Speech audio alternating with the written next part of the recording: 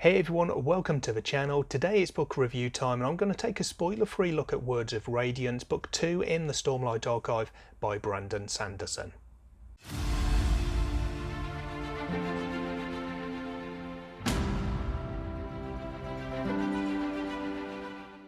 So I think it's probably been a good 10 years since I read The Way of Kings, book 1 in the Stormlight Archives, long enough ago that it doesn't feature on my Hall of Fame, which I've been using for about 8 years or so now. And in fact, before Words of Radiance, there was no Brandon Sanderson on that Hall of Fame, unless you include A Memory of Light, where he was finishing up Robert Jordan's Wheel of Time. The only Sanderson that I have read in the last decade or so is a novella, The Emperor's Soul, which I read in June of last year. Now, I'm not a big rereader of books, and I certainly wasn't going to reread The Way of Kings before starting Words of Radiance, so I found a relatively detailed summary online looking at an overall synopsis and then the individual story arcs of Kaladin, Shallan and Dalinar, and with that under my belt I felt that I was ready to tackle Words of Radiance. Now, I was in two minds as to how specifically to do this though, because as you can see I've got the UK split paperback volumes, so I've got Words of Radiance Part 1 and Part 2, and one option was to read them as individual books, potentially taking a bit of a break in between before reading Book 2 in early June, for instance. I also knew that I would do some of the reading on the Kindle though, and on the Kindle the ebook isn't split into the two volumes, it's just as one, so I wouldn't have that natural kind of breaking off point between the two. I already knew that the audiobook was out of the question because I've listened to a sample of it online previously, so I already knew that I wasn't going to be able to get on with Michael Kramer and Kate Reddin's narration of this. But then when I was talking to a friend about my plan to read Words of Radiance, he suggested the graphic audio and lent me his copy. So I ended up listening to the graphic audio for a few days whilst I was working, and then reading on my Kindle during my normal reading time after work. So I'll start then with some quick thoughts on the graphic audio. This is something that I've never actually experienced before. I was aware of them, but I've never really looked into them. And I've since found that you can find a few graphic audio titles on Audible. So for those particular titles, if they're books that I'm interested in reading, that's definitely an option that I would look to. For Words of Radiance, I would say that the graphic audio performance was outstanding. I had a really good time listening to this, and it probably elevated my overall kind of rating for the book as a result. I had seen in some reviews people talking about the ambience, some of the background effects and some of the music that accompanied the narration being a bit too loud and drowning out the actual words themselves, but I didn't have a problem with that whatsoever. I thought the whole thing was quite nicely balanced, and I liked actually how that atmospheric music really lent a sense of excitement, some of the battle scenes and other tense moments within this book. I would say probably my favourite moment of the entire book was made multiple times better by the voice actors, particularly Nora Akrati, I think her name was, as Syl, who was just a level beyond everybody else for me. Now, for reference, despite this being for me a really intense and actually quite emotional scene, I did eventually, after quite a bit of searching, I did track down the Michael Kramer narration of this scene on YouTube, and when I listened to it, I just really didn't feel anything, and in fact I was actually a bit bored by his narration. It just does not work for me. So I think that's a really good example, for me at least, of how the performance can really affect the overall enjoyment of the audiobook. So the graphic audio was definitely a hit. As I say, it may have increased my overall enjoyment of the book beyond what I might have had just from reading it myself, and it certainly helped to speed up the reading process as well, because I was able to listen whilst working rather than just getting sort of half an hour to an hour of reading time a day on it. And I think that if I have the opportunity, I will definitely look to continue the series using the graphic audio for part of the reading. So into the book itself, I thought the characters were generally well done. I really liked Shallan here, and I know that Shallan is one of the kind of divisive characters. I tend to hear that there are pretty much two trains of thought on her. There's what appears to be the majority of people who just do not like her for whatever reason, and then there seems to be the people on the other side of that who rate her as their favourite character, and there doesn't seem to be a vast amount of middle ground between the two. For me, I probably do sit within that middle ground, but definitely more towards the side that favours Shallan. I really appreciated her scenes in here. I thought that her humour really worked well, and that's one of the things that I've heard a few complaints about actually, is the humour. For me though, I really appreciated her humour, and maybe my own humour makes us a good match, or maybe it's just another example of where the audio performance really benefited me. Then you've got Kaladin, who is your kind of typical lovable hero, always standing up for those who are weaker than he is and refusing mostly to step off the path of what is right.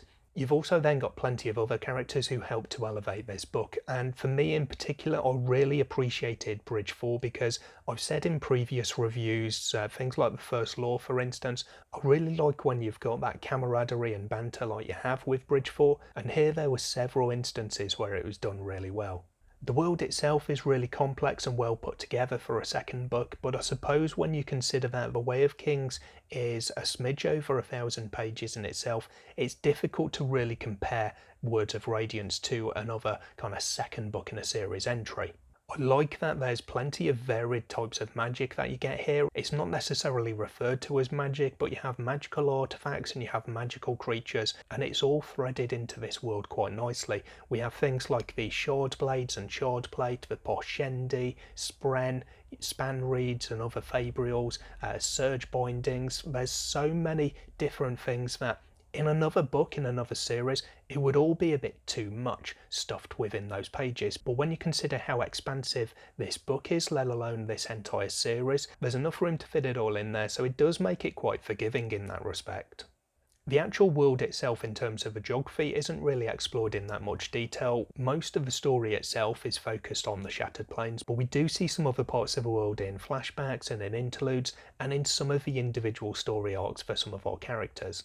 As far as the plot goes, I won't really talk about that for spoiler purposes, but overall I did enjoy the storyline. There were a few bits that didn't work for me quite as well, but they were far outnumbered by some of the excellent scenes that the main storyline saw, including some that I think will stay with me for a really long time. So you can probably tell that my overall feeling for this was definitely positive. There were a few moments though, as I say, that didn't quite work for me as well, and the main one of those is definitely the interludes. Now whenever I read a book that includes interludes, I generally find that they are my least favourite part of the book, depending of course on how the rest of the book is going. Here I didn't really feel that I got anything out of the interludes, except for some additional scenes with Seth, which could have been included in the overall storyline, and also the other part would be what I consider a backdoor pilot really for the character of Lift. I didn't really like the Lift interludes because I felt that they didn't really fit into the story. For me, if I'm going to be introduced to the character, as I know that I am going to be at some point, I'd prefer to have all of those bits of storyline together in the one volume, rather than having, as I say, like a backdoor pilot, just a little snippet, a little introduction in an earlier volume. I get that there are some things that we need to know about this character, and maybe the same for some of the other characters in those interludes as well, but having them in these interludes just makes it seem to me like they're being shoehorned into another story. And especially in this instance, I'm really enjoying the other story, so I don't want to have that interrupted by these interludes and find myself kind of resenting them as I'm just waiting to get back into the story that I was enjoying. Now, other than that, everything was pretty forgiving though, because of how good the rest of the book was. So for me, it was a really easy 5-star read.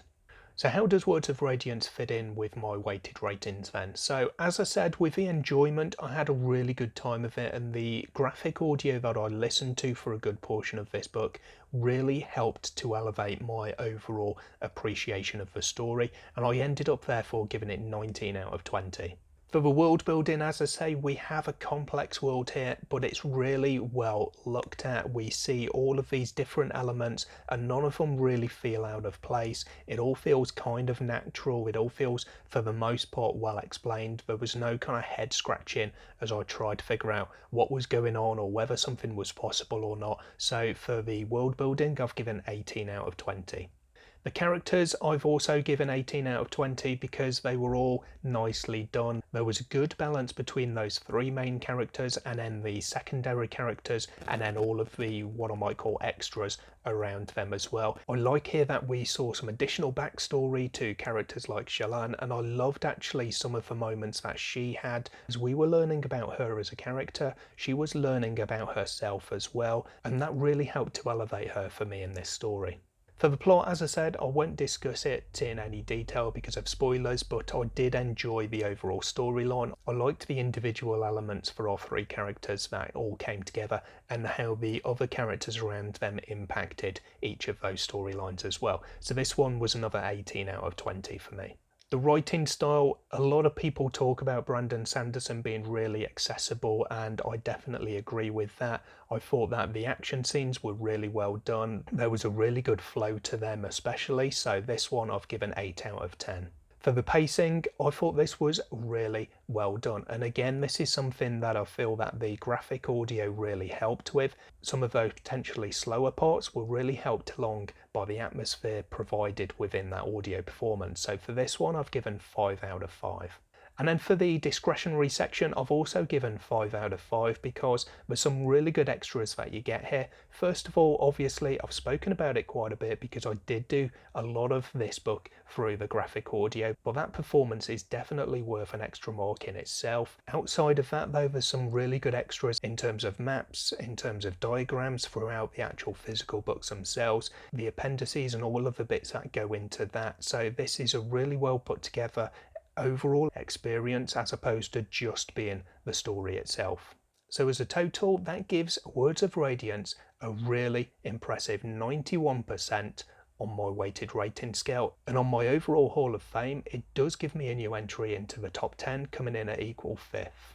So not a new book by any means, but definitely a new favourite for me. I'm not sure why I waited for so long to get to Words of Radiance, but after enjoying it as much as I did, you can be sure that I'll be moving on to Oathbreaker, Rhythm of War, and I guess the novellas as well. Before too long, I'm definitely not going to be leaving it another 10 years or so before getting to the next volume. So as usual, in the comments down below, let me know what your thoughts on this book are. If you haven't read it, if you're one of the few like me who hadn't picked it up, let me know if you're planning to at any point. I'm always interested to hear your views. In the description box below this video, as usual, you can find all of my social media and support the channel links, including my book club Discord and my Patreon. That's it for me today though. I hope you enjoyed this video. Give it a thumbs up if you did, hit subscribe if you haven't already. I hope to see you again in another video soon, but until then, as always, take care of yourselves, read some good books. Bye for now.